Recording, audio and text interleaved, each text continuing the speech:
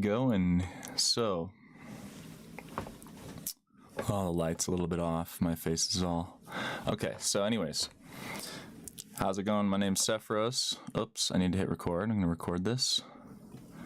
Hey, how's it going? My name's Sephiros, and in this video, I'm going to be talking about the difference between using wave shaping and saturation to make things loud. Let's dive right into this. So this is an important topic for sound design and mixing. And, you know, those dovetail into creative processes where you're overblowing things, making things louder than they even need to be. I'm just going to delete this beat that I was working on. Let's get out a kick drum and a snare drum. I'll get one from my new sample pack here. I put it on my Patreon recently.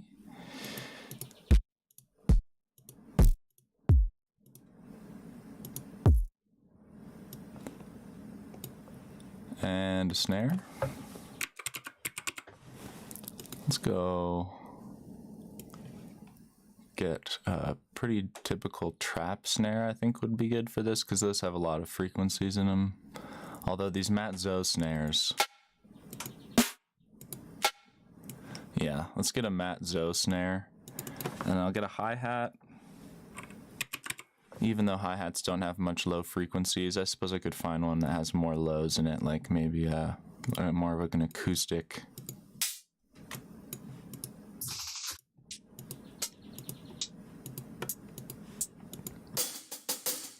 Yeah. This is a loop I made with Superior Drummer, so that's going to have a lot of lows in it. Okay, so let's bring up this audio channel, and we'll get a little spectrum out, and we'll look at the spectrum. Alright, so you can see this kick is a full frequency kick that I made. It has everything down to like 40 hertz. And it kind of pitch bends from 180 hertz mainly. There's a bit of a click on it, but it's not super clicky. All right, so if I wanted to just make this louder,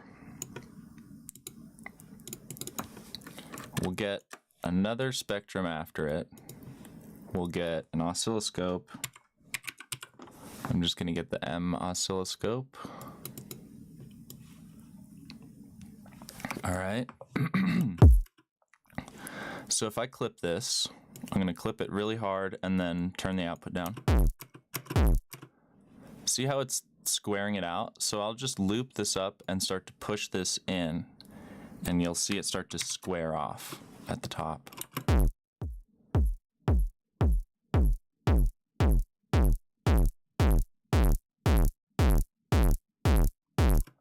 So fun fact, square wave is like a pure square wave is technically kind of like the loudest sound.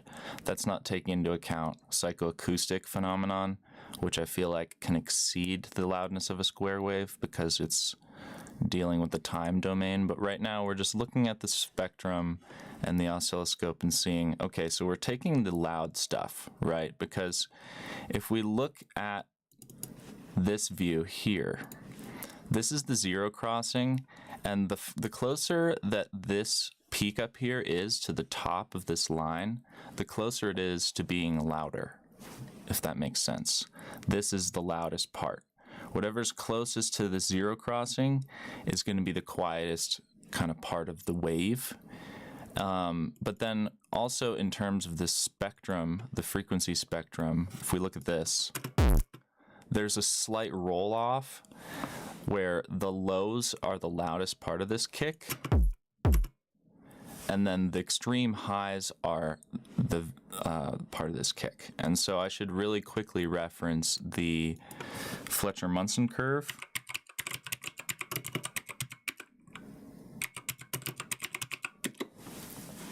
Okay, so images. So you can see this kind of mirrors what I'm doing with my kick drum sound design here. See how it kind of rolls off towards the highs, but then it gets louder again at the extreme highs. And now take another look at this graph. It's a very similar thing. And I do this in all my sound design. I take this into perspective. And you can read up on this, but my basic understanding of it is that the ear perceives this to be the same loudness as this part of the curve. So you can see that we have a little bump right here at around 1K. There's a little bump around 1K, and then it starts to go way up again at 10 and 20. So these sounds can be way louder than these frequency sounds, but our ear will perceive these as the same loudness or volume, right? So you can compensate for that. So if I take a saw wave here, I can just show you this with a saw wave real quick and it'll make more sense. So if we go for the saw D, which is going to be all the harmonics that the operator can do, and I'm just going to make a saw wave at D3. Sounds lo-fi, and the reason for that is because the operator only can make a certain amount of harmonics. So check this out. See how it rolls off? I actually don't want that, so I'm going to get something else out that can produce a better saw wave. So let me go for Vital.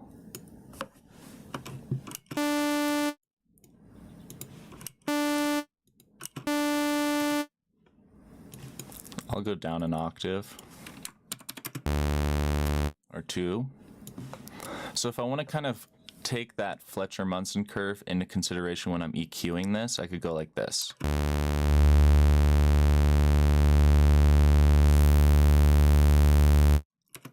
Right? And essentially that's going to give these areas that our ear is less sensitive to a bit more volume and then balance out the overall frequency sound to how the human ear likes to perceive.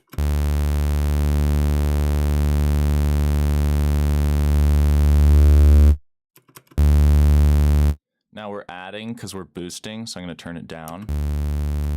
But conversely, you could just dip out a bit of the mids, you know, with like something like this,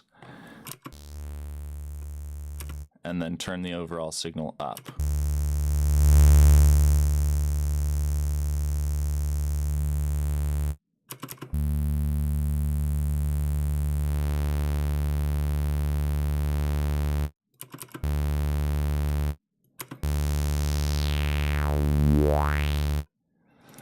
Right, so now back to loudness and saturation. We have a kick drum. We clip the kick drum and it starts to turn into more of a square wave. If we look at the oscilloscope here, I have already wave shaped this kick a bit. You see how it's not square, it's almost leaning towards a saw wave right here, but it's still got a lot of detail. There's no hard clip on it. It's all soft clip or something like that. So it sounds very rounded and subby still. As soon as we clip it, it starts to sound like a square wave. Might be a textured square wave, but it has that square wave third harmonic heaviness to it. And that's like an atonal, a more kind of atonal or a sour tone. So it can tend to be more aggressive than something that's boosting up the harmonics in a way that's not doing the square wave thing. But I wanted to show you the clipping because saturator is a great way to get a little more loudness out of a sound. You clip off the top of it. Now, let's get out our Melda Wave Shaper. This is a free plugin. This is part of their free bundle, as is this oscilloscope. So let's get this out. Now, what is this a graph of, right? Because this confused me for a long time, and I'm going to try to explain it here. Shizzle. Okay.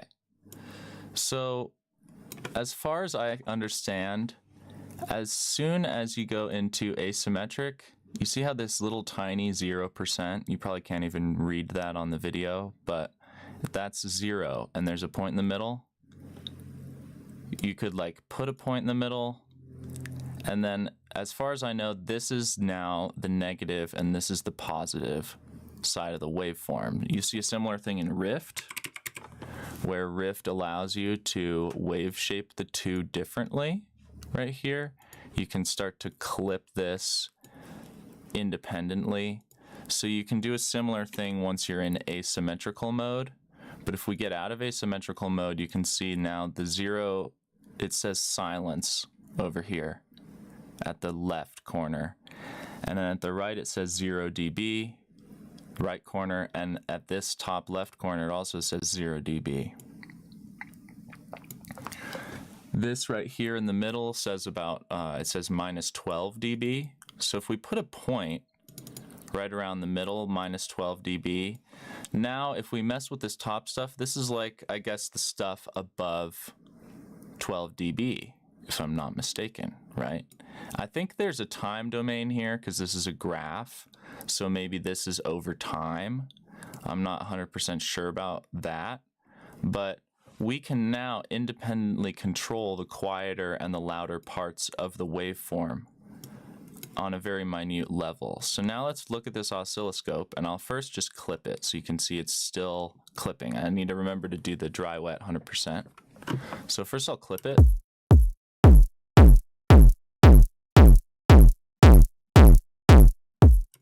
Right, so it's doing the same thing as the saturator, although the saturator looked a bit better because it's on analog clip mode, and this is more of a digital hard clip at the top of this ceiling here. If we round this a little bit with this little rounder thingy, we'll start getting more of a soft clip.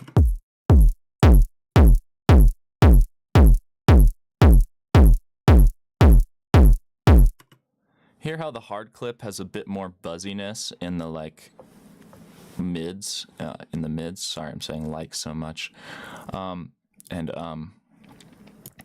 Right, so now let's, instead of affecting the loudest part of the signal first, which is what clipping does, you're taking the loudest part of the signal, you're clipping it, and that way you can push the overall loudness of the signal up without those louder parts getting any louder, technically speaking. They may sound louder because to our ear, a square wave sounds loud. But now we can independently manipulate the quieter stuff, the stuff that is under minus 32 dB. And a lot of times in a sound, that's going to be the high frequency detail. So we are going to be affecting the EQ of the signal. And the way that clipping affects the EQ of a signal can often be to take power away from the fundamental. So oftentimes it helps to either blend the dry signal back in with the saturated signal or do a little EQ boost after or before or both. So let's look at this oscilloscope, and I'm going to try to make this kick louder without clipping the loudest part of it, which would be up here on this graph.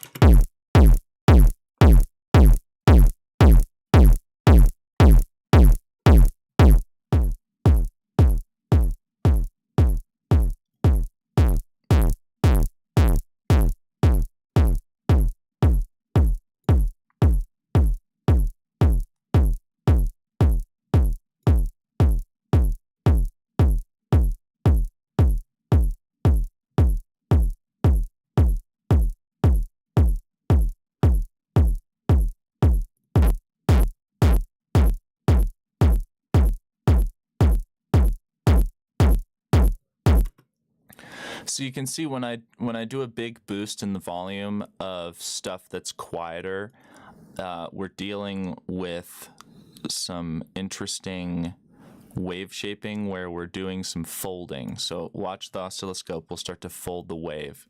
We're getting saturation.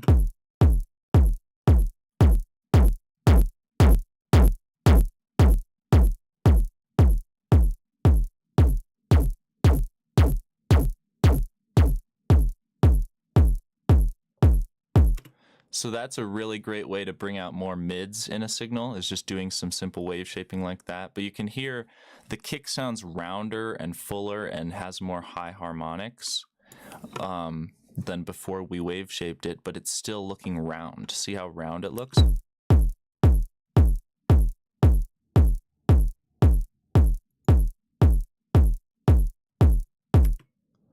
Now I'll A/B test without and with this wave shaper.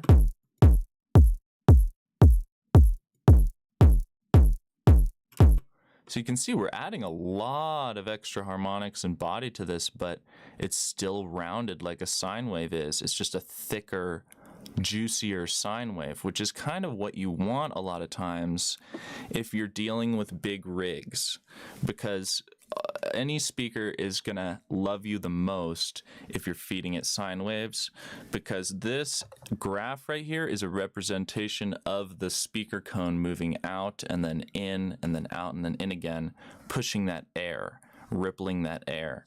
And if it's a smoother transition, that speaker's going to have an easier time to reproduce that sound. And then in terms of physics, air also loves to communicate smoother sounds versus sounds that are more jagged. So this is kind of a cool way to get that jagged, textured sound out of a bass or a vocal or anything really. We can try it on some other sounds. So let's get this hat.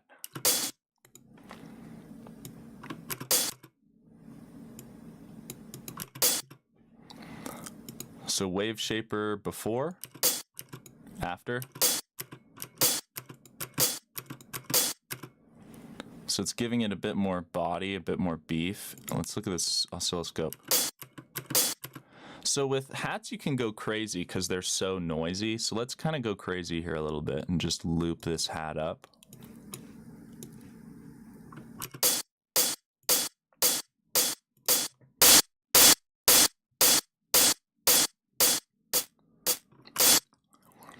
So this is another cool thing you can use this wave shaper for, is getting these cool little clicky gates. So we can take everything here that's under minus whatever and just mute it by bringing it all the way to the bottom of this graph at silence. And you can see we can cut away more and more of the sound the farther right we move on this graph.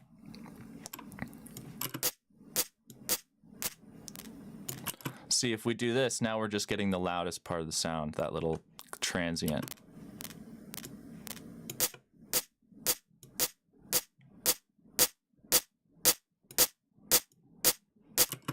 And then there's some cool things you can do here. If you right click, you can change the kind of transfer curve that you're using between nodes. So now we have a little bit of a cool bit reduction-y kind of thing going on here.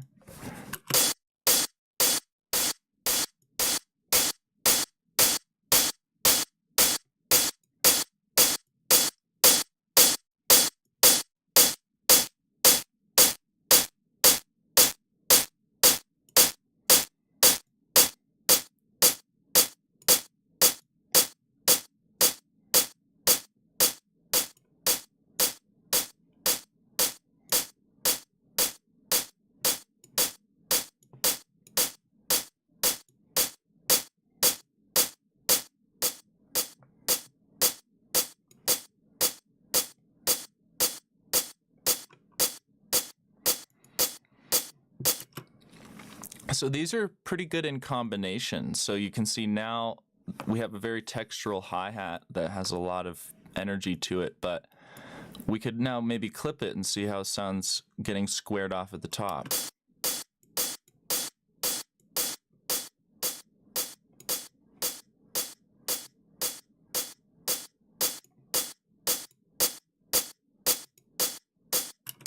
Yeah, see, I think it sounds better clipped as well. Those noisy signals, you know, they're really easy to clip. They hold their timbre pretty well because they're so atonal. So you can see, like, this could be a good little dubstep hat now. You know, like that's I think what a lot of people who are making dubstep packs and stuff do, or like anything that's like a high energy, you want it to sound really loud and thick.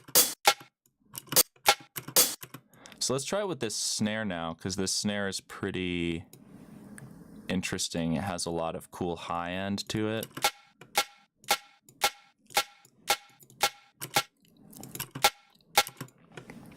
All right, so I'm gonna start from scratch by just deleting these. And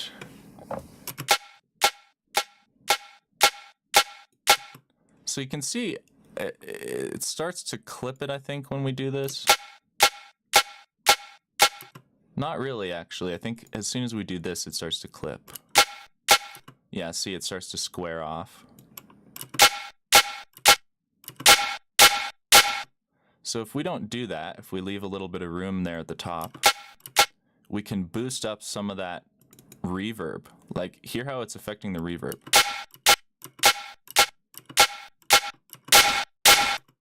The farther left you move, the gnarlier it gets.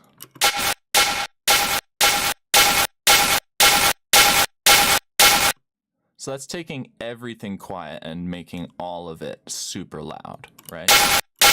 Hardcore clipping. But we don't have to do that necessarily.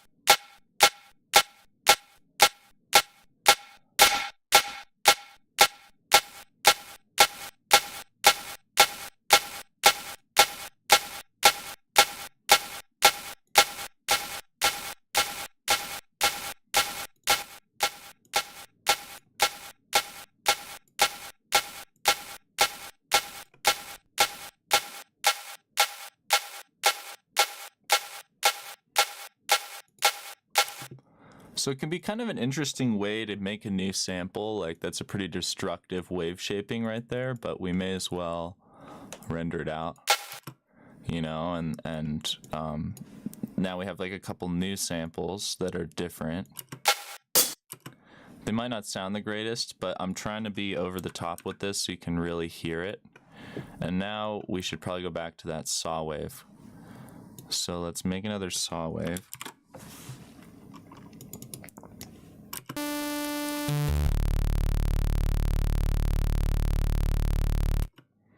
I'm just going to loop up a bit of it.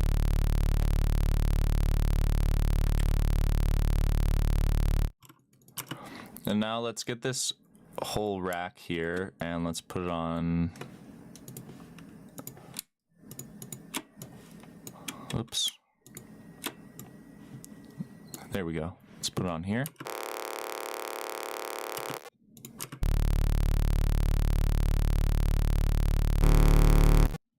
All right, so let's play around with the wave shaper,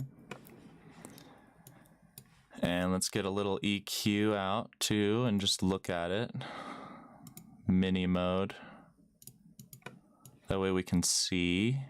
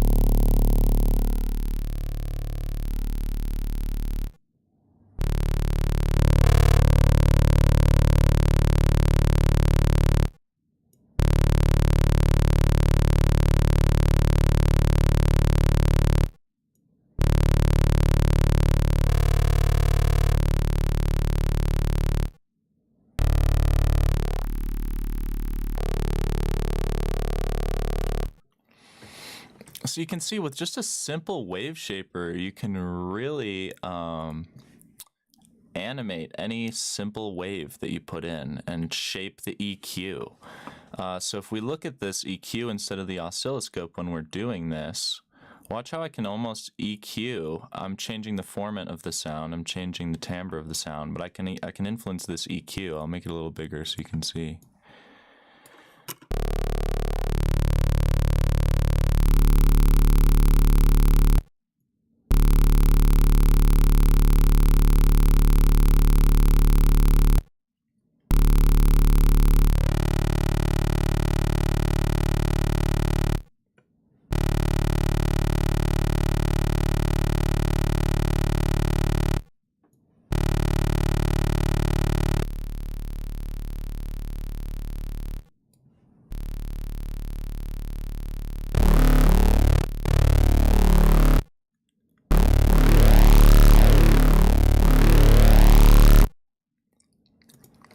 So that leads me to the second thing, which is that any sort of volume shape going into this wave shaper is going to make a lot of difference. So if we do just a simple wubby thing.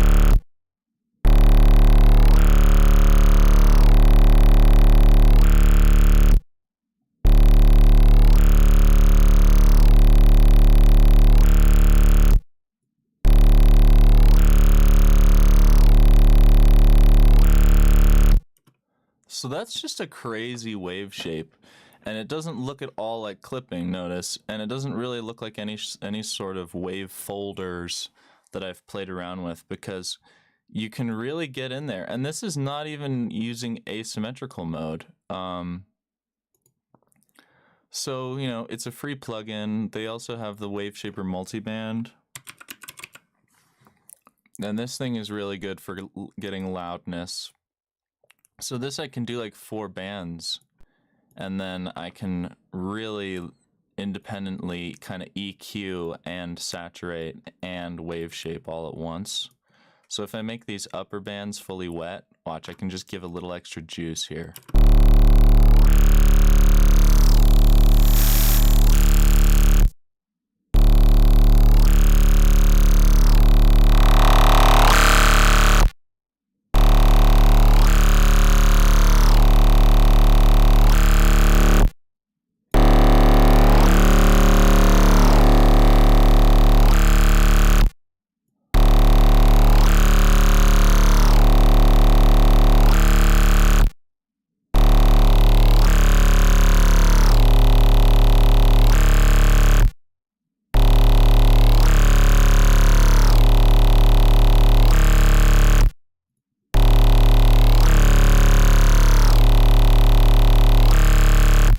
So now before and after.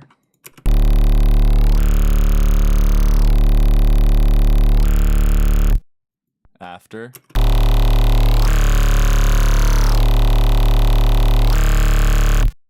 So really good for getting that nice, clean, digital screech at the top of sounds, that little biting, thing that, it's that nice, digital, crispy high end. And sometimes this works good either instead of OTT or in combination with OTT. So we could then maybe do a little bit of like chilled out OTT, which is this. I have this preset where basically the sub's not getting OTT'd.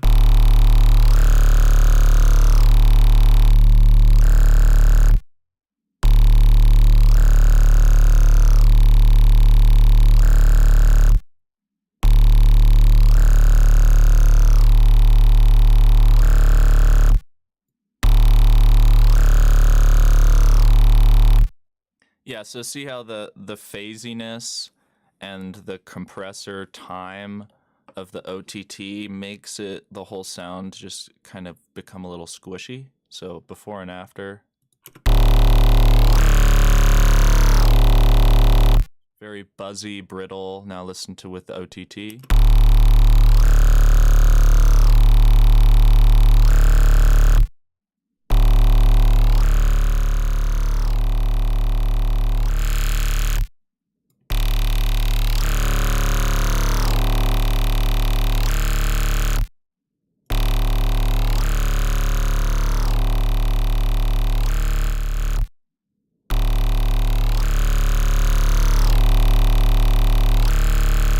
Sorry, I had to gain match it there. So now again with it off. Oh, that's super loud. It's kind of clipping, sorry. Maybe turn the channel down.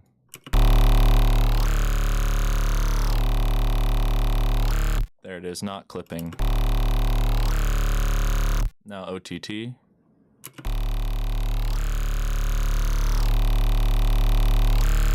No OTT. OTT. So it takes a bit of dynamics away. I'm adding sub. I'm not even using the OTT on the sub. Like below 100 hertz, I'm letting that sub be clean and not compressed. So it's giving more beef to the sub, but it's kind of like giving a little weird phasiness, but it's not too much. You can see the time is turned up, amounts turned down from the original OTT preset. I like to boost up this lower band here, this upwards compression. You can also boost the input here a bit too. Sometimes that helps. And yeah, sometimes blending this in parallel.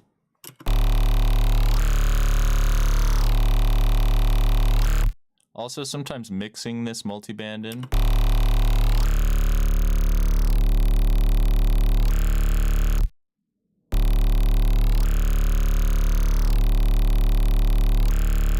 Yeah, like there's some nice squelchiness to the original signal, so maybe just a tad bit of that. And then this is another free plugin, the M Convolution. I'll just put a little bit of this on there.